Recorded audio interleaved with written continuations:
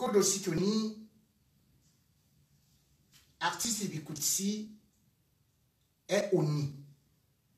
Honni par des groupies de gens qui aujourd'hui font des cris pour dire qu'il s'est fait harakiri parce qu'il a joué avec un banni. Et voilà, ce groupuscule ethno-fasciste, sous prétexte qu'il représente le peuple Ekambeti, qui trouve que c'est de la haute trahison que Nkodo Sitoni soit allé jouer au meeting d'un autre Camerounais en la personne de Maurice Kamto. Sans vouloir entrer dans les considérations politicardes et politiciennes, je voudrais juste garder le côté artistique, l'analyser sur qui est Nkodo Sitoni et qui est Ekambeti et pourquoi est-ce qu'on peut dire que Nkodo Sitoni aujourd'hui a trahi toute une communauté, toute une tribu, toute une ethnie. Soit précisé au démarrage de cette intervention que Nkodo Sitoni est un artiste. Et la musique, pour un artiste, n'a pas de frontières. Parce que ce sont les mêmes notes. Ré, mi, fa, sol. Qu'on soit noir, blanc, anglophone, francophone, Beti, Douala, Bamileke, Peul, et tout ce qu'on veut, tout le monde connaît le Ré, mi, fa, sol. La musique n'a pas de frontières, dans la mesure où les mêmes gens aujourd'hui qui crient, qui louvoient, sont ceux-là même qui dansent au Cameroun, le dombolo, sont ceux-là qui au Cameroun et dans leur voiture, dans leur maison, tournent les reins pour le couper décalé, sont ceux-là qui applaudissent le président de la République avec son épouse qui invite les artistes étrangers, les Kofi Olomide, les Singila et les Nigérians au palais des Toudi sans pour autant pouvoir s'interposer. Mais aujourd'hui, Nkodo Sitoni est parti jouer avec Maurice Kamto, Camerounais. Là, tous les cris, on voit tout le monde qui s'élève parce qu'Nkodo Sitoni, lui qui était déjà oublié et qui a été récupéré par Maurice Kamto, a été appelé par l'équipe de Maurice Kamto, est revenu nous sortir cette déhanchée que nous aimions, a eu à faire des petits dribbles, à l'appeler, a eu à nous sortir ses hautes cordes vocales. Et puis, de haut de ce pinacle, il est devenu la rockstar, passant sur les écrans comme dans une cérémonie aux Oscars. Au lieu d'applaudir Nkodo Sitoni qui a franchi cet étape, on dit plutôt qu'il mérite d'être banni du peuple Ekambeti. Ekambeti, puisque j'en fais partie, je devrais donc relater l'historiographie de la musicologie ou de la biographie même de Nkodo Sitoni. Nkodo Sitoni n'est pas né en territoire, en région des Ekambeti. Il est né au littoral, à Douala. Et c'est là-bas où il a commencé à faire sa carrière.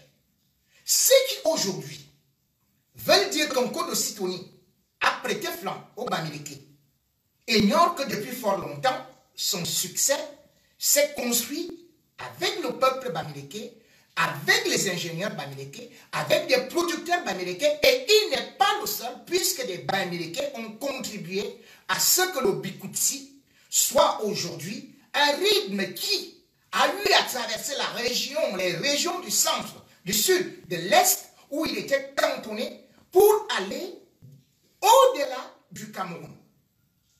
Nkodo Sitoni a travaillé avec Albert Brooks dans son premier album comme véritable concepteur de certaines choses au niveau des arrangements. Albert Brooks était Bamileke. Encore aussi Tony, tout comme les élèves au bombardier, tous ont travaillé avec Mystic Jim, qui faisait les tout premiers arrangements. Dans une petite boîte de 4 pistes. Et cette boîte-là était tenue par un Bamileke. Je dis bien, Mystic Jim, c'est un Bamileke, paix à son âme. Tout comme Wadi, qui a fait les plus grands enregistrements, c'était un Bamileke. Il était ingénieur de son. Paix à son âme. Et lorsqu'on regarde au niveau de la production artistique, on n'oubliera pas des grands cabarets qui ont fait des artistes petits ce qu'ils sont devenus aujourd'hui. Je pense particulièrement à Nkomo, où tout un chacun connaît que c'est bel et bien cet endroit qui a lancé Nkodosi Tony Mbargasokousi. Et c'était une boîte créée par Kamdem, qui avait aussi Eldorado, Mvogada et Eldorado Nkomo. C'est là où on a vu les artistes du Bikutsi toucher des cachets qui allaient de 100 000, 200 fois 100 000 francs. C'est ça. Comment peut-on donc dire aujourd'hui que aller jouer avec un Bamileke, c'est trahir le peuple béti, lorsqu'on sait que le plus grand producteur camerounais de tous les temps, c'était qui? C'était Jean-Pierre Sarr, JPS. Il a produit que ce soit les Adidjo. Il a produit Lady Ponce, Lady O aujourd'hui, connue sur le plan international, qu'elle a été numéro 1 au hit parade.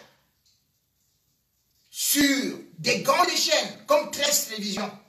Mais qui a produit? Mais c'est JPS, Jean-Pierre Sarr. Rares sont les bêtis qui ont poussé les artistes bêtis. Je saluerai ceux qui sont morts. Par exemple, comme Fouda Brice. Comme, par exemple, c'est ça, Production. Mais lorsqu'on voit les piliers, comme les Bobolofia, et Bobolofia, on l'appelait Bobolofia, c'est-à-dire le bâton de manioc avec l'avocat. Mais en fait, c'était un Bamileke. C'est lui qui a mis son argent pour soutenir, lancer, produire les artistes petits.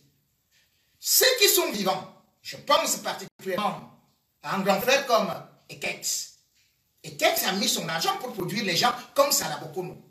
À part ça, ceux qui crient aujourd'hui, ceux qui sont aujourd'hui en train de brandir le drapeau de la tribalocratie, de l'ethnie, du peuple béti, qui veulent parler des écrans, qu'ont-ils fait?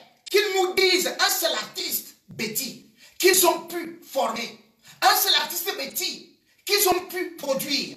Où se trouve le centre culturel béti? Où se trouve ce qu'on appelle l'incarnation de la culture ekambéti? Nulle part. C'est pour cela que je voudrais dire stop à la manipulation. On code aussi Tony était là. Vous le considériez comme moisi, périmé, juste pour que tu puisses recevoir quelques bouteilles de bière. Et d'ailleurs, dans vos postes, vous moquez de lui. Si vous voulez faire des artistes béquilles quelque chose, commencez à leur donner, commencez à produire des spectacles, à produire des CD, et non laisser les artistes béquilles mourir comme Bargasokous en plein carrefour. Oui, il est mort en plein carrefour. Un homme comme Bargasokous, que n'a-t-il pas représenté? Un homme comme Fanzengue, il était malade au CHU. Je suis allé le voir. Mais qu'est-ce que ceux qui sont des bêtis aujourd'hui disent? J'avais lancé des cris de détresse pour Fanzengue parce que je l'avais trouvé, il avait été sorti de l'hôpital pour 114 000 francs. J'avais déjà fait une vidéo sur ça. parce qu'il n'avait pas de médicaments et parce qu'il ne parvenait pas à payer. Mais personne ne l'avait soutenu. Par la suite, le même femme Zengue, parce qu'il n'avait rien à manger, était obligé de venir jouer à carrousel. Résultat des courses, il avait joué dans la nuit de samedi à dimanche pour finalement mourir un mardi. Est-ce que ceux qui se proclament et se réclament aujourd'hui comme les représentants du peuple, de la culture et Kambeti, est-ce qu'ils savent où se trouve la tombe de Femme Zengue? Est-ce qu'ils savent où se trouve la tombe de Bessie Martin, le père du Bikutsi? Celui-là qui, il jouait comme ça pour avoir 5000 francs CFA et pourtant, qui était aussi brillant au niveau du solo que James Brown, qui dansait, ce papa qui était si élégant. Non, je n'ai pas vu les bêtis qui aujourd'hui sont là en train d'insulter un code Ositoni. Allez l'aider. Combien d'artistes du Bikutsi sont morts? Combien sont dans la galère? Ne voit-on pas les Marthe Zambo? Ne voit-on pas d'autres aujourd'hui qui sont en train de mendier? Ne voit-on pas la situation, les Bokono Roger qui traînaient là-bas en Burumbi? Ne voit-on pas la situation de tous ceux qui aujourd'hui ne savent même pas où habiter? Ne voit-on pas la situation de tous ceux qui aujourd'hui sont en train de pleurer parce qu'il leur manque juste 10 000 francs? C'est pour cela que je dis, que ce soit un artiste Betty, que ce soit un artiste Bamileke, que ce soit n'importe quel artiste, sachez-le, qu'on ne continue pas à vous utiliser, à utiliser votre nom. Code Sitoni a joué pour son cachet, que les autres ne l'utilisent pas comme un bouclier politique. Car, comme le disait André de Monterland, les hommes politiciens n'ont qu'un seul art, utiliser le peuple. Je vous en remercie.